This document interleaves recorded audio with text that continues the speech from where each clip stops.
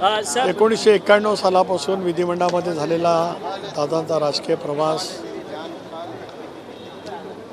35 वर्षाचं सातत्य या विधानभवनाने दादांच्या रूपाने अनुभवलं. विधानसभेमधली दादांची उपस्थिती, मग ते विधानसभा सदस्य म्हणून असतील, राज्यमंत्री, मंत्री, उपमुख्यमंत्री म्हणून असतील, विरोधी पक्ष नेता म्हणून असतील, सकाळपासून ते कामकाज संपेपर्यंत उपस्थिती, अनिवार्य उपस्थिती अनेकांच्यासाठी करावी लागली. पण अनिवार्य उपस्थिती ही दादांच्या शब्दकोशामध्ये कधी आलीच नाही. कारण त्यांनी अखंडपणाने गेले 35 वर्ष महाराष्ट्राच्या विधानसभेच्या या प्रांगणात ज्या पद्धतीने उत्तम संसदीय कामकाजाचा एक वेगळा ठसा राज्यभरामध्ये आणि देशभरामध्ये उमटवला, असा एक झंझावात आज शांत पडलेला आहे. याचं शल्य दुःख या प्रांगणातल्या प्रत्येक अणुरणीला, प्रत्येक आलेल्या इथल्या व्यक्तिमत्वाला आणि इथे ज्या काही अदृश्य आहेत, म्हणजे इथल्या भिंती असतील, इथली माती असेल, या सगळ्यांनाच ती ओळख गेल्या 35 वर्षाची जीवाभावाची ऋणानुबंधाचे संबंध असलेली, जणू का आपलंच काय आहे अशा पद्धतीची असलेली, निसर्गाला सुद्धा वाटावं अशा पैचा दादांचा तो झंझावात या सभागृहाने गेले 35 वर्ष त्या ठिकाणी अनुभवला. सभागृहातली त्यांची अभ्यासपूर्ण भाषणं, दीर्घकाळ मांडलेला, सर्वाधिक मांडलेला अर्थसंकल्प, राज्याच्या आर्थिक स्थितीच्या बाबतीमध्ये त्यांनी वेळोवेळी घेतलेली खबरदारी, त्याचबरोबर राज्याच्या हितासाठी घेतलेले निर्णय, त्याच्यासाठी दिलेला फार मोठ्यासाठी निधी, सर्व समाजासाठी, सर्व घटकांच्यासाठी त्यांनी घेतलेले निर्णय आणि निर्णय घेत असताना सभागृहातली त्यांची वेगवेगळी भाषणं, हे सुद्धा एक तऱ्हेचं ग्रंथ होऊ शकेल.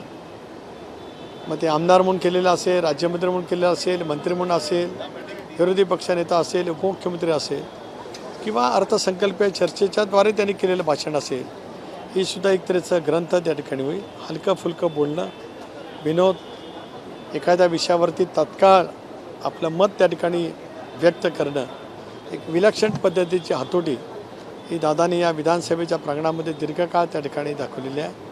त्यांचा सहकारी म्हणून 95 ते 2014पर्यंत विधानसभेचा सहकारी म्हणून जी वाटचाल राहिली आणि 14 ते 18 या कालावधीमध्ये त्यांचा सहकारी म्हणून विधान परिषदेतली माझी वाटचाल मी अनुभवली. नेता किती मोठा, दिलदार, किती मोठ्या मनाचा असू शकतो. विधान परिषदेत माझं एक भाषण होतं त्यावेळेला, परिषदेच्या अध्यक्षांच्या, सभापतींच्या अविश्वासाच्या ठरावाच्या वेळेला, त्यावेळेला ऐकण्यासाठी सर्व आमदारांनी घेऊन विधान परिषदेच्या गॅलरीमध्ये उपस्थित असलेले दादा, तो क्षण मला आठवतोय. मी खाली भाषण करतो आहे आणि माझ्या समोरच्या वरच्या गॅलरीमध्ये दादा आणि त्यांचे सर्व सहकारी मी करत असलेल्या भाषणाला दाद देत आहेत. एक नेता आपल्या सहकार्याच्या वरती किती प्रेम करतो, व्यासंगी विचार आपला सहकारी करत असलेल्या, व्यक्त करत असलेल्या भावना ठामपणाने त्याच्या पाठीमागे ज्या पद्धतीने ते सतत उभे राहिले, आज सारंच काय आम्ही गमावलेलं आहे.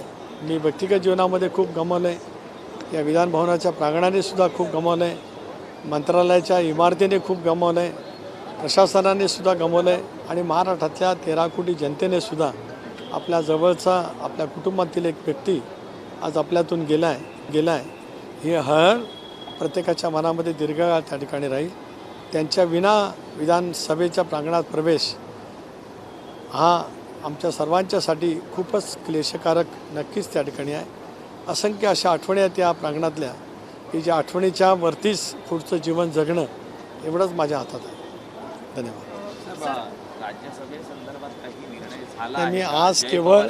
मी केवळ दादांच्या प्रती भावना व्यक्त करण्यासाठीच या ठिकाणी आलेलो आहे. आज संध्याकाळची शोकसभा झाली की मग 26 तारखेला आमची राष्ट्रीय अध्यक्षांची निवड आहे, त्यावेळेला मी जरूर राजकीय त्या विषयावरती बोलेन.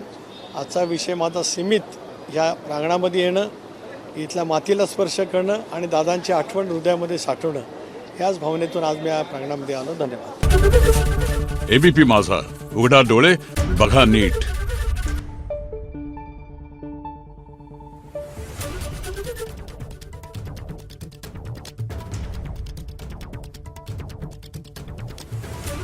Thank you.